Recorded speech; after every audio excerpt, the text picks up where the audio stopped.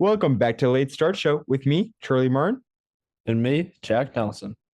We once again hope you're enjoying your nice break from waking up at the crack of dawn.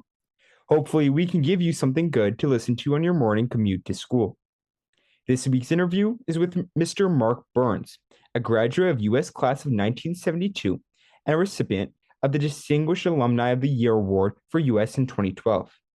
He joins the podcast to tell us about his journey, starting as an orphan and going on to become a prominent business leader and philanthropist. But before we get to that great interview, let's first review what this week has to offer. Let's get to our sports section. Soccer, the team tied Gilmore on Thursday 0-0, which led them to an overall record of 8-4-4. Leads them to a state ranking of 41st. With the final regular season game of the year, they look forward to the playoffs, where this upcoming Saturday at 1, they face the winner of Akron North and NDCL at home. They fight for a chance to make the next round of the district tournament, facing the winner of 22 seed Norton and 36 seed Medina Buckeyes next. Hopefully they can pull off a win that will propel them into the rest of the postseason. Next, in football, we lost to Cheney on Friday, leading them to a record of 3-5. The team has 2 games left in the regular season, with a game this Friday against Don Prep at home at 4:30 p.m. The team is looking forward to beating them to face Howland in our final regular season game of the year. In golf, the boys played at the OHSAA D1 State Championship, where they placed 7th out of 12 teams. Although they didn't win, the boys played in 30-degree weather with windy and rainy conditions. And Jackson Penny led the team, being a 14th best out of 72 high schoolers across the state. He had a score of 151, the team having an overall score of 642.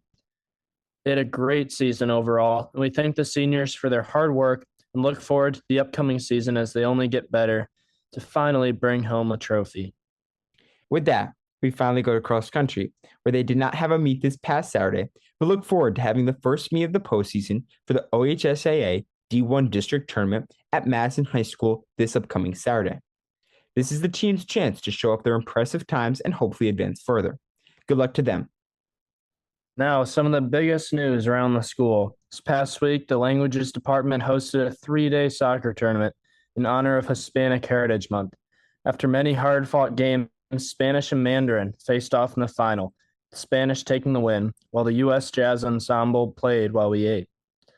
Also, tickets are now on sale for U.S.'s fall play, Agatha Christie's Spider Web. It will be performed on October 25th and 26th at 7 p.m. in the auditorium. Tickets are available online or for purchase at the door. And this is director Mr. Sanborn's first play, so make sure we come out to support him. Looking at our week's senior speeches, we had no speeches this week due to the day off on Monday and the special day on Tuesday.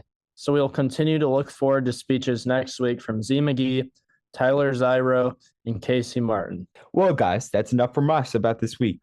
Coming up soon is an interview from alumni Mr. Byrnes. He sat down with us to talk about his storied childhood, his journey to become a great businessman, and some incredibly valuable life advice. All right, let's jump into it. Mr. Byrnes, up next.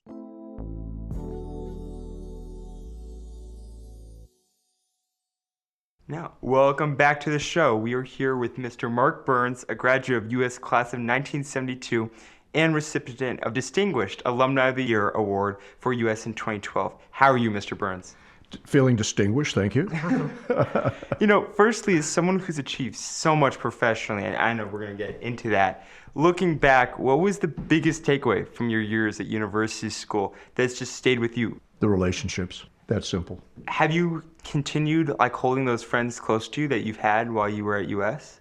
Surprisingly enough, the answer to that is absolutely. In fact, I was with no less than 8 of my classmates last week. Had dinner with one last night with his beautiful bride. Wow. That's amazing to hear, because a lot of people talk about, their high school friends are only for high school, then everyone moves on. But it's cool to hear that at US, just stick with them. So. Well, we create such a camaraderie and collegiality among the guys here, and, these are lifelong relationships. And the coaches and the mentors that I had at this school were just extraordinary. And I just feel so honored to be able to hang around just with you guys right now. This is really cool. Thank you for having me. So Charlie and I have both had the privilege of hearing a little about your journey through life. And while reading some of your interviews, you mentioned your unique childhood. Can you tell us some of that story? Sure. I am beyond blessed and fortunate. I was orphaned, placed in foster care, and ultimately adopted by the time I was one by a beautiful couple, Judy and Larry Byrnes. And to be perfectly candid with you, I am the lucky one, because it turned out my birth parents, I found out 17 years ago, actually did get married. And they wound up having 5 kids, of which I was the oldest, and they found me, literally, 17 years ago. So it turns out I have 5 younger brothers and sisters, unfortunately, one of whom passed just recently. But notwithstanding, why was I so lucky? Because I was raised in the orphanage at Belfair, literally less than 2 miles from university school, and my parents sacrificed greatly to be able to pay my tuition. In fact, my mom, to her credit, actually took on the responsibility of a job from 5 to 11 o'clock virtually every weeknight. She would earn money by selling photography for weddings and bar mitzvahs and whatnot for a local photographer, and that's how she earned enough money to pay my tuition, probably from about the 6th grade beginning in 1965 till probably I was in the 9th or 10th grade in the early 70s. So yeah, so I was very blessed. Seeing how hard your parents worked for your education, how did that motivate you to make the most out of your time at US? Well, having grown up back in the 50s and the 60s, one of the things you guys got to keep in mind and remember is that my parents, they came out of the Depression, and their parents literally at one point in time were on breadlines, all right?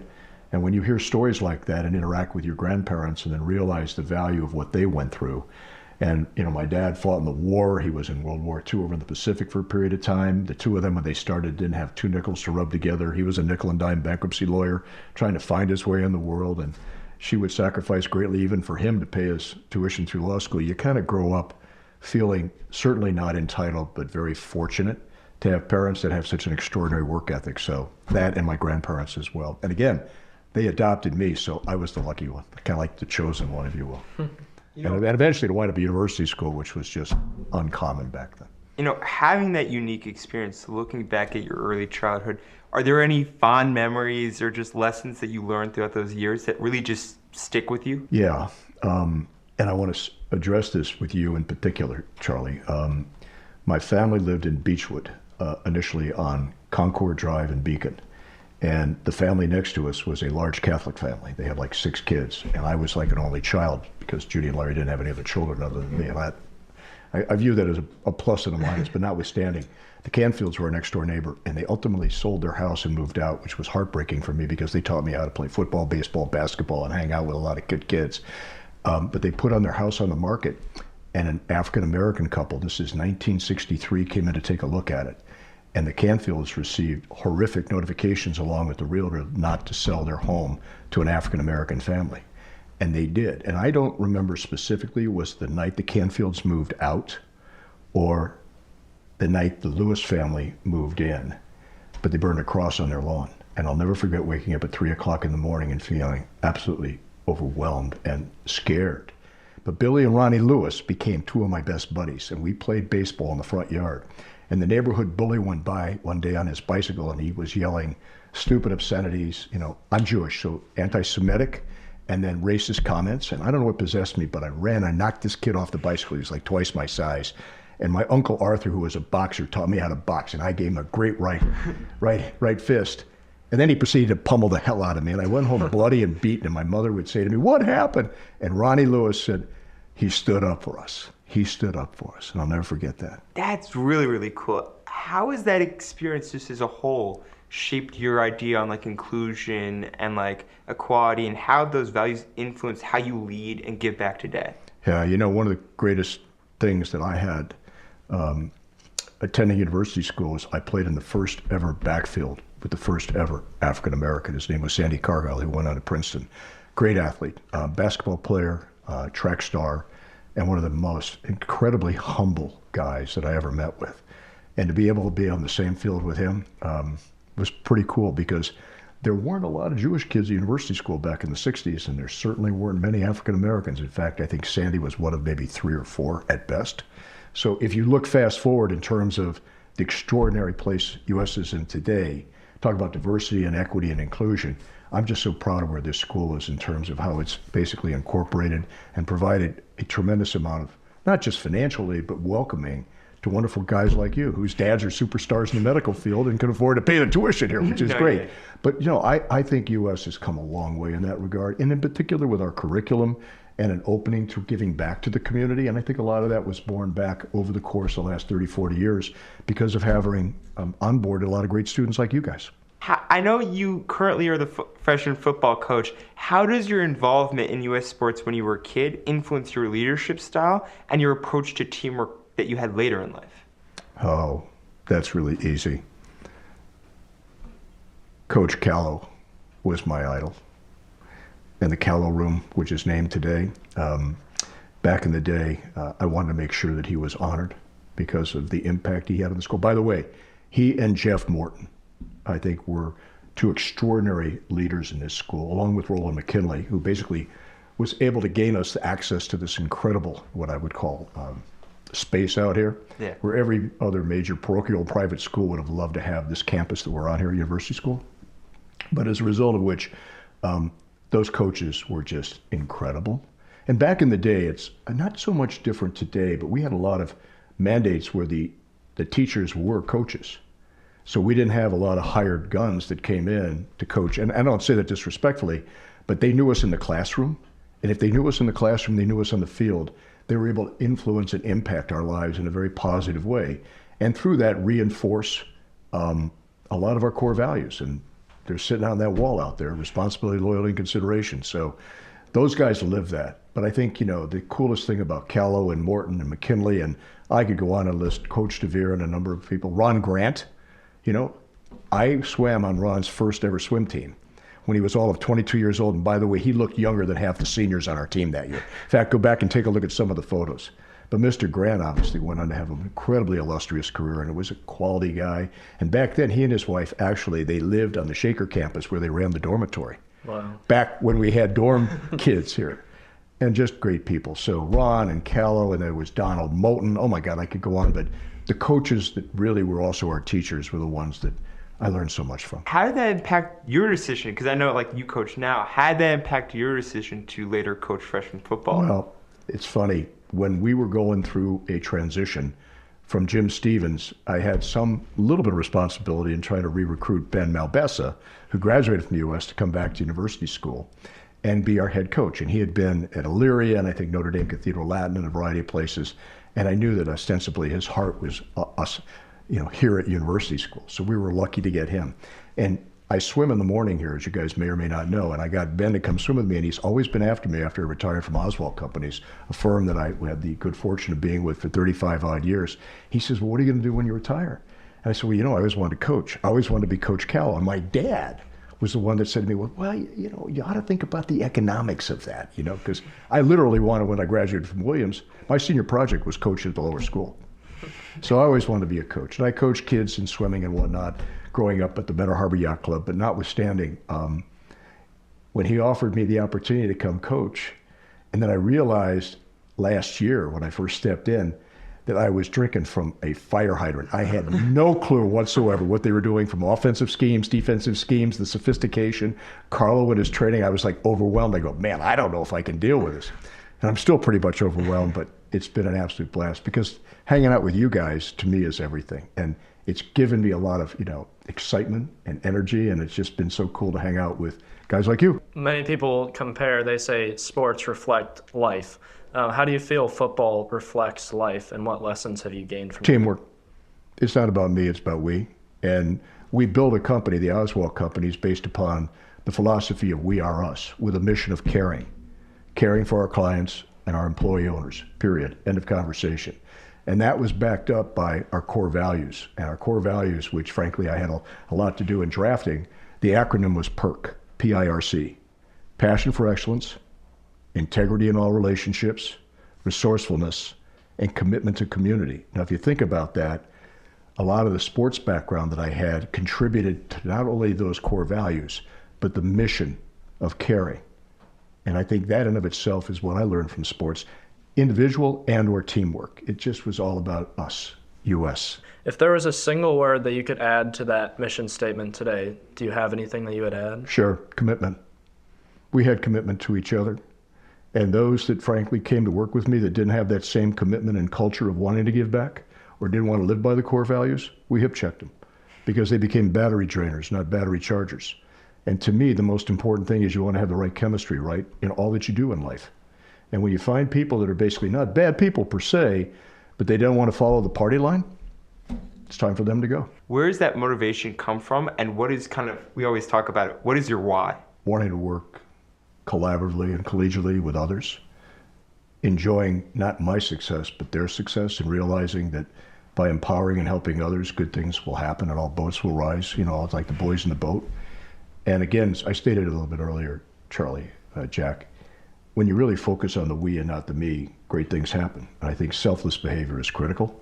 I think your involvement in the community, whether in my case it was with the United Way or the Cleveland Leadership Center, or pick a number of the other entities that I had the responsibility of working with and for, including here at University School, which was to this day my greatest joy in serving as a member of our Board of Trustees, the ability to see this school and frankly other nonprofits in this community grow by recruiting and developing and bringing teamwork to others. That to me was the most important thing. And then, as I stated earlier, what was the most important thing? Relationships, relationships, relationships. So I feel very blessed in that regard. There's a quote from Winston Churchill that reads, "We make a living by what we get, but we make a life by what we give." It's become apparent you value caring for people, and you've had a successful career in the insurance sector, but have also had an extensive reach through philanthropy. While you have made your living through insurance, do you feel your purpose has been fulfilled in your philanthropic work? Jack, that's a great question. I'm going to answer it in kind of an odd lot way. That's fine. When I see my three sons, Larry, Curly, and Mo, Matt 02, Kyle 03, and Gregory 05, sustain that legacy where they give their time and energy back not only to their families who they love and trust and respect, but to their communities. Kyle is currently a teacher of International Baccalaureate Economics at Gulliver Prep Academy, but he teaches business and entrepreneurship right now. And to see him take his students and get them active in the community. My son Gregory is in Westfield, New Jersey with his beautiful wife and children. Seeing him get back active in the community, what he does within the framework of the folks in that town, and notably my son Matt, who is currently one of the board members of the State Club Foundation, which incorporates a number of guys from St. Ignatius and St. Ed's, the West Side guys, and they have got a nonprofit where they're putting money and people and time and volunteer back into a number of different nonprofits in the community, and it crosses all lines.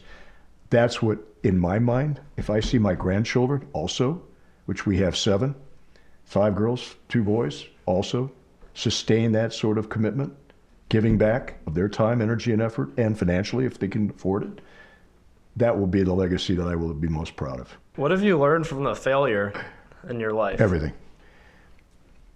That was a Callow thing. He always would tell us, guys, the man is not judged his character by when he wins, but how he loses. And I used to have that saying on my wall in my office. And as a result of which, Jack, to be perfectly candid with you, the losses, the rejection, the adversity, the ability to overcome the challenges that are thrown at you in life and have a positive, upbeat outlook on, hey, I got knocked down, I'll get up again. Chumbawamba, that's a song, by the way. I got knocked down, I get up again, you're never going to get me down. That's been how I've always felt. So several years ago, the good Lord dealt me an interesting hand. I had stage 4 cancer, and it wasn't looking good. And instead of going down in the mouth, fortuitously, 2 of my buddies, Brian Bolwell, class of 73, and Jim Persky, class of 73, were outstanding doctors. Jim did surgery on me, and Brian was the head of the Towson Cancer Lab. And these guys immediately, U.S. connections, maroon and black blood cells, man, they came through for me. And they go, Burns, you got to try this thing called immunotherapy. It may work for you. That's why I'm here with you guys today. But always kept a positive attitude, convinced that, hey, we'll make it through. And I had a great support system with my family and siblings, and my boys. I have a question. I mean, we always talk about this usually with students, but this is kind of like, as a former student of yours, obviously all of this different stuff has had to build up in stress, or sometimes when there's those late nights where you just need to keep on working. How have you gone past it, and what's always gone through your mind in those moments of just extreme stress and extreme pressure? Well, Charlie, that's a really complex answer that I'm going to make real simple. The sun was going to come out the next day. There would be a tomorrow. And always recognizing that there's going to be sunshine and blue skies, you got to find the silver lining, as they say in every playbook. And I was blessed to be able to do that. And yeah, I mean, I worked very hard, 18-hour days, and, really sacrificed a lot of time, energy, and effort. But I always try to maintain a balance. And I had a wonderful wife. Vicki and I have been married, my high school sweetheart, for 48 years. And we produced 3 great sons and beautiful daughter-in-laws and great kids. And, family's critical. And I think one of the things that I did, to be honest with you, that I really felt proud about was in my leadership roles, going from a salesman into leading a division at a company and ultimately building out the responsibility as a CEO and as chairman of our company in a leadership role, or even here at University School in some regards, is I always felt empowered to empower others, and always knew there was somebody else out there that would have the definitive resources, the expertise, that if I could bring them along, they could excel. And again, all boats would rise. So whenever I felt stress, I thought, well, what is the stress related to? It's about something I don't know, and I don't need to solve all the problems of the world. I just need the right people who can solve those problems with me. So you find the outfielder, you find the first baseman, you find the right catcher, you find the right swimmer. Instead of doing the sprints, he's going to do you find the right wide receiver. You got to find the right people to work with along the way. And they're back to the question of sports and working with others in order to say, okay, what's the greatest good for the greatest number? Utilitarian. What's the goal? Where do we want to be? And then I think one of the things that helped me consistently eliminate the stress was I always worked out. I'm kind of like one of these village idiots. So, I had great health in my life. And I think a lot of that byproduct in terms of nutrition and what I ate, but most importantly, my consistency in jogging or working out, I think really contribute a lot to my mental health, where I think people falter in that realm because they fall into the wrong pattern. My drug was working out, and that was uplifting, right? Because anytime I felt down in the mouth, I'd go for a long run, or I don't know, take a swim. We have a little tradition in asking our guests on the show if they've had unlimited power at US, what would they like to change? Since you've had the opportunity to see the world even on a broader scale, could you tell us one thing you really think you would like to change in the world to make it a better place? Well, I don't have to talk about it. I want to tell you what we're doing. It's called the Byrnes Scholar Program, which basically takes capital, provides you guys with the opportunity, the avenue from which to explore ways in which you can enrich your own life, but more importantly, others in this community by giving back. And that is just beginning to take off. We had our first core of guys last year that participated, including Mikey Malone and oh my gosh, Cam Ryder and Aiden and others. And this year, looking at the playbook of guys that we have, the roster, very impressive. So whatever I can do to support that and see that consistently grow. But I'm going to answer that not just with the Byrnes Scholar Program, because that sounds a little too egotistical. I want to go back to a meeting that you guys don't even know that I was in probably 25 years ago. When I first joined the board, they elevated me for whatever stupid reason to the executive committee, and I was the youngest guy there by decades, other than 1 or 2 guys. And I'll never forget sitting in a meeting with the most amazing guys in the world. I mean, just legends in this community. Jack Turbin, Bill Conway, Herrick, all the names of the guys who you guys know of in this town, and I could go on, and John Alpcold, et cetera, and Henry Meyer, who was probably only about 8 years older than I was at the time. And we sat there at a meeting and we talked about what should our endowment be and why would we want to increase our endowment. And I sat and I listened to the dialogue at that meeting, and what struck me was the fact that they were setting their sights not high enough. So I made a comment. I said, we're a $100 million endowment stuck in a $10 million set of shoes. And it was like dead silence. And I said, guys, if we are going to be able to provide scholarships and financial aid to wonderful young men that come from all cross sections of this community, north, south, west, wherever, well, not too many north, because that would take them into Canada, though that wouldn't be bad for a few hockey players. Gilmore's doing that. But my point is, I really wanted to see us bolster our endowment to take care of not only great young potential students like the Jarvis Scholars and whatnot, to Bill Obendorf, who is a great friend of mine and graduated a year ahead of me, both at US and at Williams, has been able to fund. So it was thinking bigger, outside the box, stretching the school, the mindset of our trustees, and thinking, gosh, we've got these 2 extraordinary campuses, But who are we going to onboard them in the future, and with whom, and populate them with? We want the best and the brightest. And they don't necessarily have to come out of Shaker Heights or Cleveland Heights or Orange or Pepper Pike. They're going to come from Menor. They're going to come from Painesville. They're going to come from Akron. They're going to come from, all points of the community. Newberry, I mean, pick your spot, right? Kirtland, doesn't matter. Going back to that Byrnes Scholars Program, Yeah. it's really interesting. What was your really vision for that program at the very beginning? And what was the moment where you were like, yes, this is something I want to do and give back to the U.S. community? Well, when U.S. got involved with the Young Entrepreneurship Program and then got tied into the Cleveland Leadership Center, which I had something to do with, and then we got into the Accelerate program, to me, the idea of social venture capital was absolutely critical.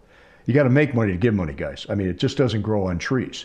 So the ideation or the thrust for that was to be able to say, guys, can you come up with ways in which you can create revenue, i.e. dollars, income, cash, that you can redeploy back and do something good with it, okay? And let your minds wander. I mean, and therein lies the opportunity for the Byrnes Scholar Program. But you got to come up with cool ideas. What do you think the importance of using money towards other people is instead of using it for yourself? Okay.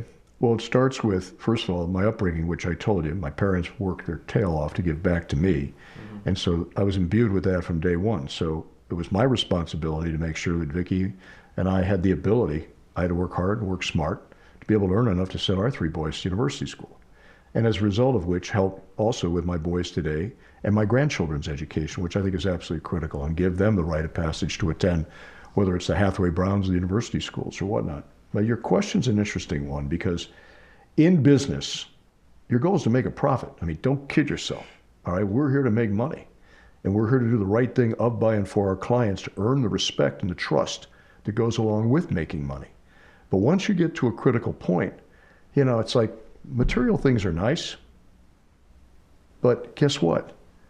They don't give you the gratification, the satisfaction you have by helping others. Mm-hmm. I mean, to see a family in poverty, and one in particular, I think I mentioned this the other day when I was doing the first ever nonprofit work, was when I was doing the Big Brothers out at Williams College, and I had a kid that came from a very dysfunctional, abusive family in Powell, Vermont. And this young boy who I was coaching at the time, his mother, and he begged me to stay for dinner one night. The reason why was because the father was a drunk and he'd come home and beat him up.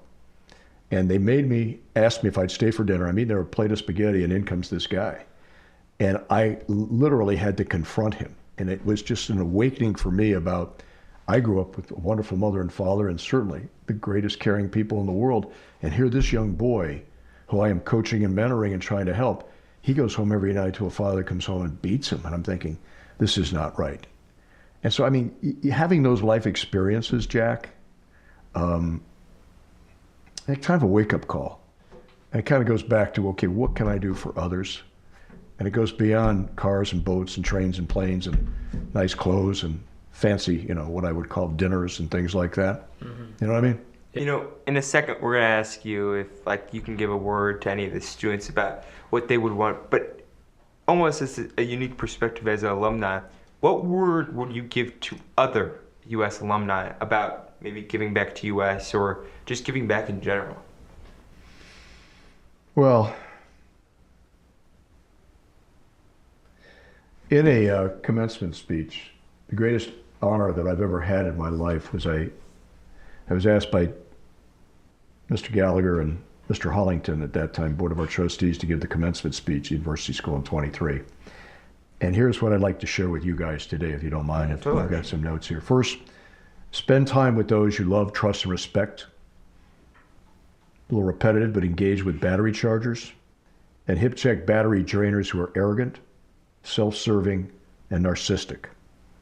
Next, work hard to be not a good, but a great listener, and enter into relationships with those who seek to understand before they are understood.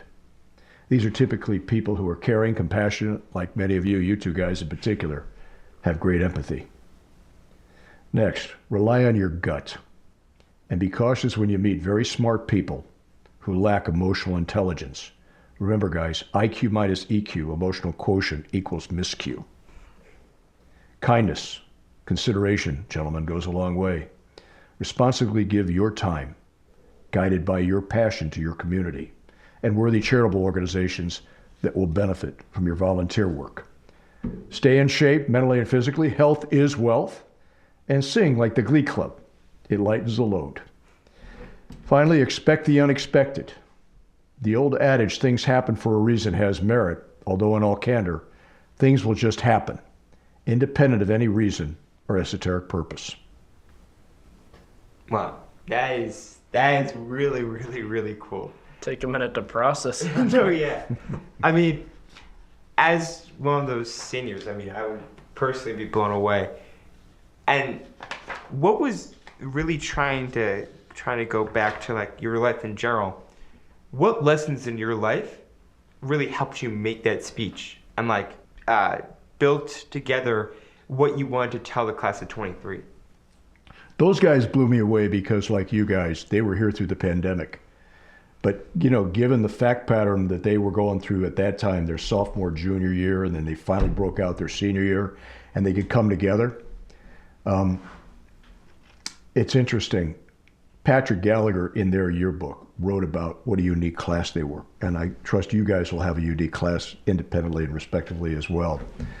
But my parting gift to those guys that I honestly, intellectually, and emotionally offered them was I told them this. I said, independent of their chronological age, independent of the college they attend, independent of their future spouse, partner, family, career, or profession, independent of health and financial issues or challenges that they encounter, and independent of hard knocks, setbacks, and adversity, and independent of all the stuff that happens for a reason or not, I told them to keep intact that vibrant, energetic, positive 18-year-old mindset that Mr. Gallagher identified in their yearbook. I told them to stay connected, watch their front, while their peers and classmates watch their back. And I said, never, and I mean never, lose the spirit of your youth. What those guys learned and what you guys learned living through the pandemic triggered, in fact, in my mind, it ignited your bond of brotherhood for life. You'll never stand alone. Told them, don't ever fool the man in the mirror. As the great country singer Toby Keith sang, don't let the old man in, but always revel in Alice Cooper's 1970s classic, I'm 18 and I like it. I'm 18 and I love it. I'm 18, 18, 18, 18 and I like it. It was really the greatest privilege and honor I've ever had. And those guys were like lit up like 8 Hanukkah candles on a Christmas tree that day. All 100 of them standing there in the sun. It was just a beautiful day. And I was very blessed to have had that opportunity. So thanks, Charlie. One of the last things I wanted to ask you is you've talked about battery chargers and battery drainers throughout this interview. How do you become a battery charger? Like what traits do you see in battery chargers versus traits you see in battery drainers? Sure. People have goals. People that have goals that are just not of, by, and for them, but of, by, and for others. Positive mental attitude. The ability to overcome adversity, as I mentioned. The ability to consistently wake up and see it's sun's out today. Sunshine, blue skies, man, it's going to work. I think sustainability of a positive attitude is absolutely critical in life, no matter what confronts you, when it confronts you, and how you confront. And I don't mean to sound like, this sunshine, blue sky guy. I mean, we all go through challenges. But I think people that keep their wheels on them and can give back positive energy to a positive attitude to others, they're battery chargers. And when you see battery drainers, guys that are walking around and go, oh, well, poor me, victim mentality and all that sort of stuff, see you later. And I would walk away, literally, from people that worked with me, or even clients, that I didn't think ethically or morally I wanted to have anything to do with, because I just didn't have any respect for them. And that goes back to university school, because our teachers, our Mr. McKinley, guys like that, they didn't tolerate anything but expecting the best of you, by you, and for you, and making sure that you understood what responsibility, loyalty, and consideration really meant, and you lived those values, guys. Yeah, I mean, these weren't just 3 words on a wall. You bought into it, you lived it, and more importantly, you made sure others were basically peers of yours that were taglines to that. That make sense? It does. All right. Well, Mr. Byrnes, it has been a truly inspiring podcast having you on the show today. I'm really grateful for the opportunity to learn more about your incredible journey and the values that drove you. Thank you so much for taking the time to share your thoughts and insights for life. To our listeners, thank you so much for tuning in. and we hope you'll join us next Wednesday for another episode of the Late Start Show. Thank you, Mr. Byrnes. Thank you, Charlie. Thank you.